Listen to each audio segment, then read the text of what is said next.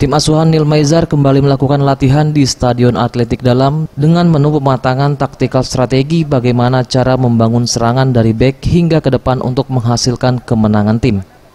Sejauh ini Nil Maizar mengungkapkan baik dari fisik, mental, taktikal, dan teknikal anak asuhnya sudah meningkat untuk menuju top performance.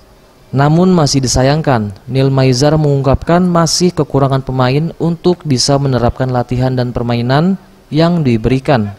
Kalau permainan pertama di segi kondisi fisik mereka sudah sangat luar biasa ya, meningkat. Habis itu di taktikal sudah ada perubahan, di di teknikal juga sudah mulai ada peningkatan, mental juga sudah siap.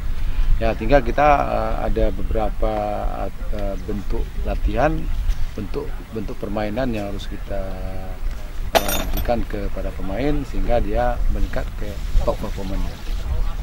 Untuk kondisi ini kita memang harus butuh sesuatu hal yang harus ditingkatkan. Nah, contohnya kita kan kekurangan pemain ini. Kita butuh pemain 2, 3, 4, 5 lagi untuk tim ini sehingga kita bisa menjadi tim yang lebih solid untuk depan. Nil Maizar mengaku masih membutuhkan setidaknya 6 hingga 7 pemain untuk pengaplikasian latihan yang sudah disiapkan jelang kompetisi Liga 2 di bulan Juli mendatang. Eza PM, Sriwijaya TV.